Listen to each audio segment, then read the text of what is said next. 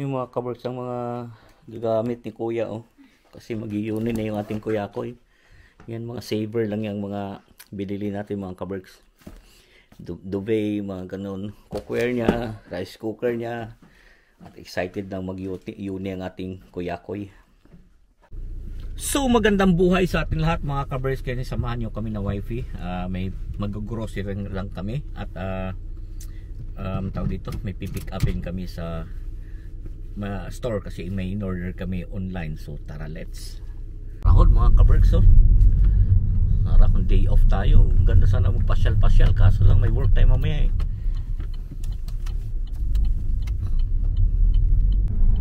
So dito lang tayo mga kabarks sa Manchester Port.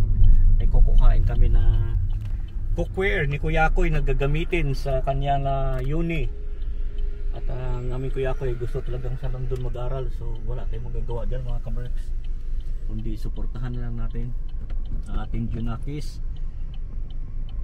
Yan, may in-order kaming 5 set ba yun, pero 3 lang papadala namin sa kanya kasi baka wala siyang space doon sa kanyang student accommodation.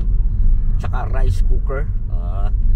Siyempre kailangan natin nating anak at baka magutom. Yun ang ating Hindi natin kailangan gutumin ng ating anak, no? Di bali tayong gutom, basta wag lang yung mga Junakis natin. Ayan. At mamaya after nito pupunta kami sa Wingyip. Mamimili kami ng gawing sushi at tuturuan ko to si Kuyakoy mag sushi. Baka nakahanap siya doon ng gusto niya mag part time, at least marunong siya mag sushi. Mas madali kasi pagka marunong ka ng sushi, dahil marami kang maa-applyan pagka marunong kang mag sushi.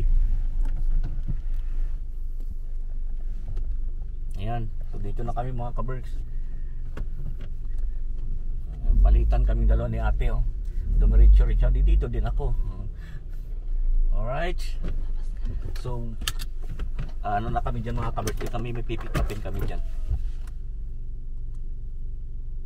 Puno natin ang ating yan. So yan, diretso na tayo. At si wife yung aking taga-video, ako daw kanyang model. Lang muna, tapos pagbalik ko tsaka ako magdala ng isa pagbalik niya. So yung mga kabarks, papunta namin dito sa Argos. At dito namin pipick upin ang aming in-order na rice cooker at yung lutuan niya, yung mga pan ba, yung wok na tinatawag. So papasok na tayo dito mga kabarks. Diretso na tayo sa till at may titingnan pa si wifey. Kailangan daw yung bedsheet daw ni Kuyakoy. Nagtitingin pa siya ng bedsheet. At yun nga, si Kuyakoy kasi sa London talaga gusto mag-aral mga kabarks. So wala tayong magagawa dyan, mag-supportahan ng ating Junakis. Ayan. So orderan na dito ni wifey ng bedsheet. Hindi yan eh. Ng bedsheet si Kuyakoy. Yan. Yung mumurahin ng kabarks ang namin kinuha kasi lang naman, saka na lang tayo pagka may sale. Pang may pamalit lang siya doon. Ayun 5 pounds lang yun mga kabarks yung niya. Ayan. Yan na, single na. Double Double ba yung bed niya? Double bed yun. Sabi? Oo. Okay. 6 pounds lang mga kabarks. Pwede mong go to trolley. Ayun pa yung pillowcase, dalawa. May kasama na yung pillowcase. May kasama na yung pillowcase na isa. Tapos meron pa lang pillowcase sa bahay na bago. Duvet. Duvet cover. Duvet. Ayan. Dito naman ako. Magbabrowse tayo ng product dito. Kasi yung rice cooker hindi pa natin na-order mga kabarks. Yung lang, yung cookware lang ang na-order namin kahapon. So ito lang yung rice cooker, buti sale Ayan lang pwede na yun kay Kuyakoy. Ayos na sa kanya yan. Ay hindi pwede rin magkakahiwalay ang transaction ba. Kaya mga kabarks pwede na kay Kuyakoy yan. Kasi pagka di para sila marunong magsaing, at least rice cooker hindi masusunog. Saka yan lang siya mga kabarks, so 18 pounds lang. isang transaction na para ano. So yun mga kaberks. So yun yung naka-ready na mga kaberks, yung ano, ang dalawa, yung pillowcase, ano, fitted sheet pala, saka duvet cover. So yan na, hintay natin rice cooker. Yan na mga kaberks, yung rice cooker. Tama na kay kuya ko yan. Ulit ang wifi yung kanyang tawag dito, yung kanyang cookware. So ito pala yung Argos mga kaberks dito. Dito yung mga home lahat, may appliances. Ayan, dito mo order lahat.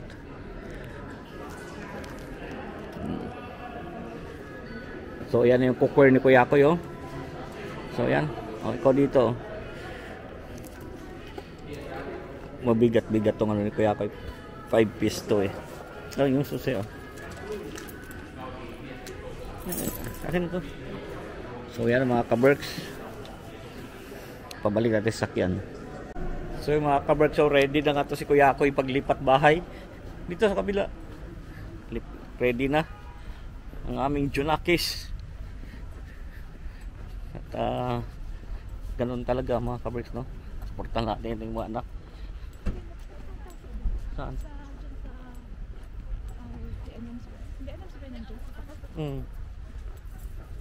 So yun, babalik natin sa ating car.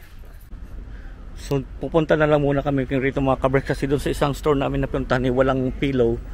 So titingin kami dito baka mayroon dito. Dito lang tayo sa mga ano lang, mga cheap lang mga kaberks, kasi syempre practical lang ba. Ang Junakis naman namin hindi naman na mapili sa unan, kaya kung ano lang dito yung mga mura-mura, yun lang ating bilhin, ano. Pasok tayo dito mga kaberks. Yung mga doon na lang natin bibilhin sa malapit sa accommodation niya, yung ano, yung mga toy, ano yun, sa panggamit sa kusina, panghugas, mga ganun ba.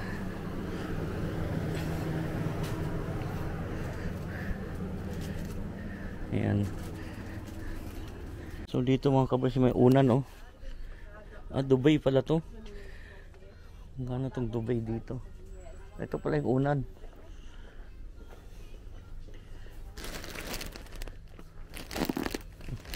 Ilan ba yung unan mo binili? Dalawa na yun. Ay, mas mura doon. Ay, wala pa rin pala siyang Dubai. Ha? Wala pa rin siyang Dubai ah. Wala pang Dubai? Wala. Cover lang ba yun? Oo, cover nga lang po. Ay, ito. Double ba yan? Ay, ito double nga. Pwede na to. Order na lang. Baka may BNM doon. O dito na. Kasya siguro sa sakyan, oh. Tapos double. Oh. Ito pala, pillow ah. Pwede na siguro to. Ganon din naman.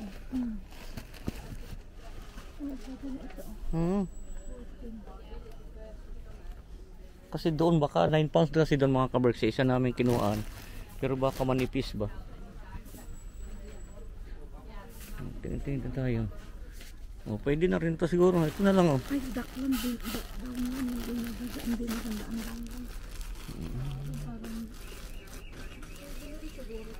Pwede na siguro yan. Palitan na lang after, no?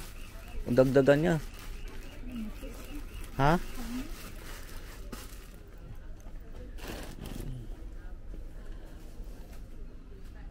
So maghanap lang tayo mga kaberks ng unan, ha? So ito mga kaberks, hindi na tayo bibili ng ano, yung mura nga pero ninipis yan. Ito na lang siguro. Silent night. Para isahan na lang, oh. 2-year guarantee, oh. Huwag natin yung 2-year guarantee. Pwede na yung mga kaberks. Tara.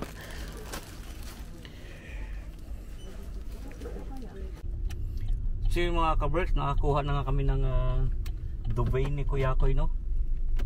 Duvet at kanyang unan.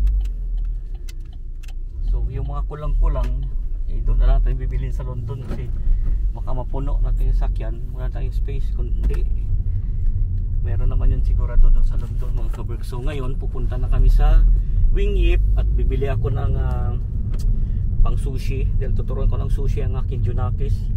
At nag-iisip siya na gusto niya mag part time para nga naman may extra siya kung ano. Pero kung ako sana, kung okay lang ay wag mo muna siya magtrabaho, pero parang yun ang gusto ni Kuya Koy, magano siya ng part time, kaya tuturuan ko siya ng sushi, bibili din ako ng udon, tuturuan ko siya ng yakisoba kasi mahilig siya sa noodles mga kabreks. Ayan, kaysa naman puro buldak ng buldak ang kainin ng anak ko. Ayan, mas maganda yung ano tawag dito, yung magluto ka na lang ng kanyang mga noodles, yakisoba, chicken udon, mga teriyaki udon, mga ganun. Tuturuan ko yung aking anak kasi madadali lang naman yan mga kaberks. So ganun lang ang buhay mga kaberks. Nandito namin sa Wing Yip at yun na nga, yun ang sabi ko kanina, bibili kami ng pang sushi at pang yakisoba at ang tuturuan ko ng aking junakis. So ayan, ganito talaga ano, kailangan natin turuan na magluto. Ayoko pa sana sila matuto ba, pero kailangan turuan na kesa naman na magutom sila doon, no? Kasi malayo-layo mga kaberks yung London talaga sa amin, kaya kailangan malayo-layo talaga din. Malayo-layo kasi yung school niya pinili na kung saan siya mag-aral, mag-uni ba. Ayan. So yun mga kaberks, dito na tayo, oh. Kukuha lang muna ako ng konting yakisoba kasi wala pala dito sila mga kaberks na malaking yakisoba. At tuturuan ko ngayon aking junakis paano gumawa ng yakisoba. Ayan lang naman yan mga kaberks, yung yakisoba ganito lang naman yan, sauce lang naman talaga. Kahit sa workplace namin dati, nasa iyo na lang kung paano mo iluto. So yun lang ang ituturo sa inyo, parang yung technique paano mo iluto yung yakisoba. Ayan, walang special sauce diyan. Ito lang talaga yan mga kaberks ang yakisoba. Ayan. So yan na muna natin, kuhain natin. Meron pa akong teriyaki sa bahay. So teriyaki na to mga kaberks, pwede na rin to. Sa sunod ito na lang. Sa sunod ito na lang siguro ang i-ano ko na rin siguro yung junakis ko. Kasi meron pa ako sa bahay, pwede pa yon. Tapos ito naman yung tonkatsu sauce. Yan naman ang sauce sa mga prawn, chicken. Yan lang naman yan mga kaberks. Ano pa ba? O tara, yan lang. Tapos meron pa akong sushi vinegar doon, kaya okay pa. So dito tayo. Tingnan na rin naman na tayo rito mga kaberks ng pang-ulam din. Kompleto rito to. So dito tayo. Kuha mo tayo ng pang-ulam. Tingnan tayo dito. Pig's heart, oh. Mga sale na. Igat mga kaberks, oh. Sili, il. Sinesil na lang dito. Ito rito, tenga, pork.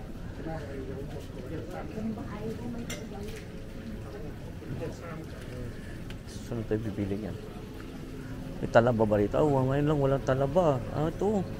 Ang laki ng mga talaba dito mga kaberks talaga. Sa sunod naman tayo bibili ulit. 3, 4, 5. Sunod tayo bibili niyan. So dito, ano ba dito to? Ito bamboo mat mga kaberks, bilhin ko na lang siya ng bamboo mat na isa para meron siya.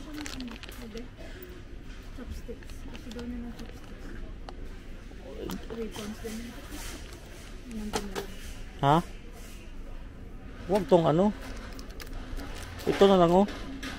Pero ang dami naman, 10 pair. Meron sa bahay, ah. Pangit tong stainless ba?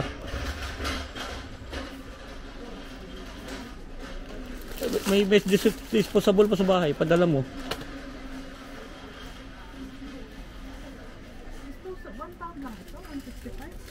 No.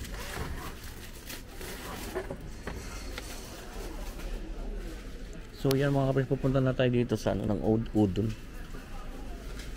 Tapos turuan ko rin ang aking kuya ko paano gumawa ng dumpling pala para unti-untiin natin ano sa kanya.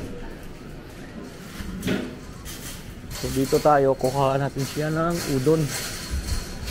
At ito, udon na lang kaya niya. Ay, kukuha lang ako ng bean sprout pala para sa ano, gawa akong konting ano ba, yakisoba. Kuha na tayo ng bean sprout mga kaberks. Gusto kasi nila sa yakisoba nilagyan ng bean sprout. So ito na yung mga kaberks, yung udon. Kukuhaan ko na aking junakis ng yaki udon. Ayan, 3 pounds lang, oh. Mas okay to. Oo. At least ito mga kabers, 3 pounds kasi siya bumili sa ano, marami na to, 5 lutuan niya to. Yan, tapos lagyan na ng bean sprout, saka spring onion, yun naman gusto nila eh. Ay, dapat yan may mga red pepper, kaya lang hindi naman sila mahilig. Ayan. So ano pa ba? Parang yan lang naman. Yung prawn katsu pala, kasi para sa sushi. Prawn katsu muna ituturo ko sa kanya mga kabers.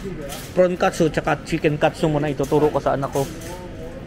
Saka ako na siya tuturuan ng mga salmon kasi yung pag salmon kasi kailangan mong matuto ka maghiwa. Syempre hindi ko pa nga siya tinuturuan hawak ng tawag dito ng kutsilyo, kaya yun. So itong kuhain natin mga kaberks, dalawang klase yan. Pagka nag-prawn ka, ito yung butterfly ba na breaded prawn. Tapos meron din naman ditong tatlo pala. Meron naman torpedo rito, oh. Ayan, breaded prawn. Okay din yan gamitin, pero mas masarap itong talaga ba, tempura, para mas maganda tignan, mas maganda pati. Ito na lang, tempura. Ayan, so tempura ang gagawin natin sa kuyakoy, at yan, gusto rin niya yan eh. So tara, let's mga kaberks, magbayad na tayo. So yung mga kaberks, tapos na nga kaming mamili ng aming iluluto na ituturo kong luto kay Kuya Koy. Yung yakisoba lang, tsaka sushi lang muna ang ituro ko sa kanya. Ayan. So pauwi na kami. Ayan. At turuan natin junakis. So yun lang, dito natin tapusin natin video mga kaberks. Ganito lang ang buhay. Medyo exciting na part na ang ating anak ay mag-uni na. At exciting dahil tuturuan na natin siyang magluto, pero malungkot din dahil siyempre lalayo siya sa atin at gusto niya talaga sa London siya mag-aral. Pero kailangan na natin silang suportahan. Ganun na naman talaga ang buhay, di ba? Ang mahalaga mag-aral lang silang mabuti. Yun na naman. Kung ano lang sinasabi sa akin ng nanay ko no, tatay ko noon, ganun din ang sinasabi natin ngayon. Mag-aral lang silang mabuti. So yun lang mga kaberks, dito natin tapusin natin video. Lagi akong sinasabi, keep us all safe. God bless us all at talagang buhay. Thank you for watching. Yan yung mga ni Kuya Koy, no?